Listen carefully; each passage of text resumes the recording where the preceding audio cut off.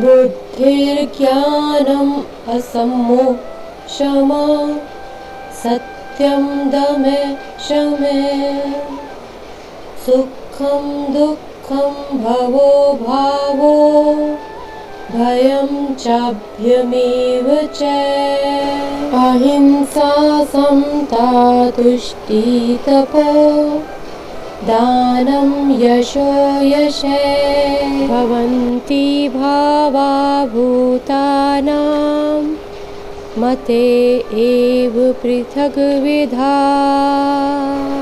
बुद्धि, ज्ञान, संशय, मोह से मुक्ति, क्षमा भाव, सत्यता, इंद्रिय निग्रह, मन निग्रह, सुख तथा दुख, जन्म मृत्यु, भय, अभय, अहिंसा, समता, तुष्टि, तप, दान, यश तथा अपयश, जीवों के ये विविध गुण मेरे द्वारा ही उत्पन्न है। जीवों के अच्छे या बुरे गुण कृष्ण द्वारा उत्पन्न है और यहाँ पर उनका वर्णन किया गया है। बुद्धि का अर्थ है नीर क्षीर विवेक करने वाली शक्ति। ज्ञान का अर्थ है आत्मा तथा पदार्थ को जान लेना। ज्ञान का अर्थ है आत्मा तथा भौतिक पदार्थ के अंतर को जानना। आधुनिक शिक्षा में आत्मा के विषय में कोई ज्ञान नहीं दिया जाता, केवल भौतिक तत्वों तथा शारीरिक आवश्यकताओं पर ध्यान दिया जाता है।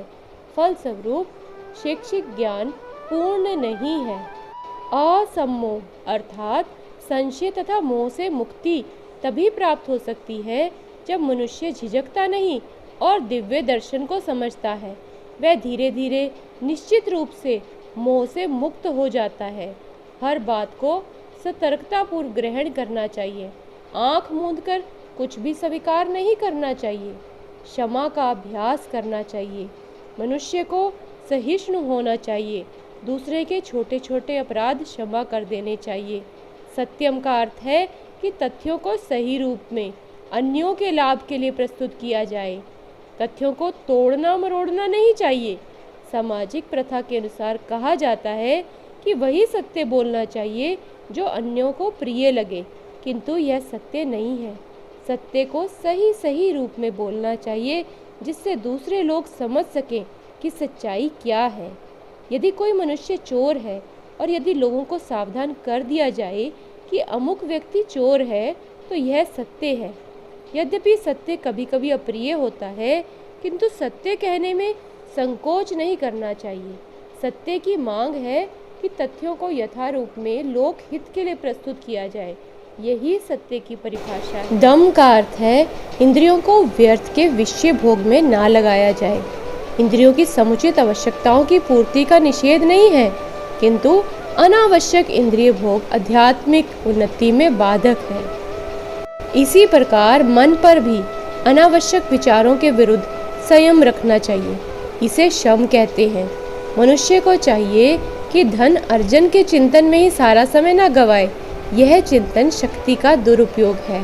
मन का उपयोग मनुष्यों की मूल आवश्यकताओं को समझने के लिए किया जाना चाहिए और उसे ही प्रमाण पूर्वक प्रस्तुत करना चाहिए। जो कुछ कृष्ण भावना अमृत के विकास के अनुकूल हो उसे स्वीकार करें और जो उनके प्रतिकूल हो उसका परित्याग करें।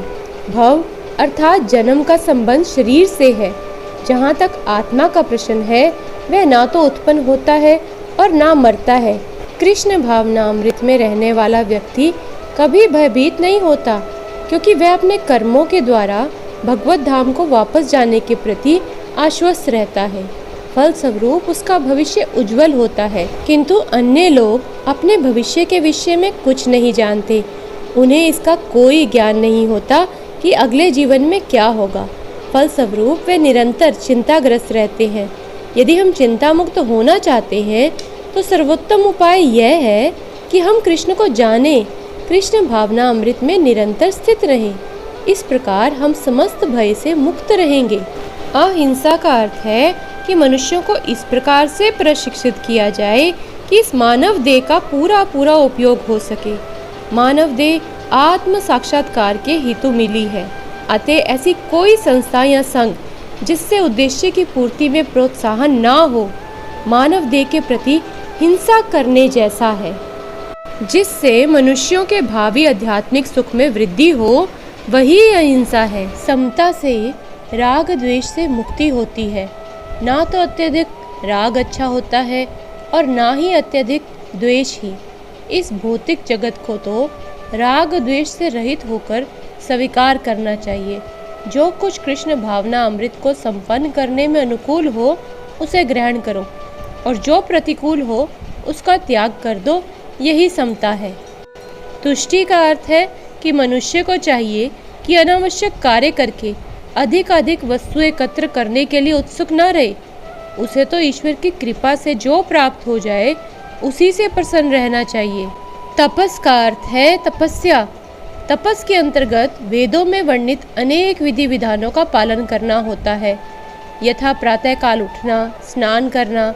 कभी कभी प्रातःकाल उठना अति कष्टदायक होता है, किंतु इस प्रकार स्वेच्छा से जो भी कष्ट सहे जाते हैं वे तपस या तपस्या कहलाते हैं। जहाँ तक दान का संबंध है, मनुष्य को चाहिए कि अपनी आय का 50% किसी शुभ कार्य में लगाए। और यह शुभ कार्य है क्या? यह है कृष्ण भावना अमृत में किया गया कार्य।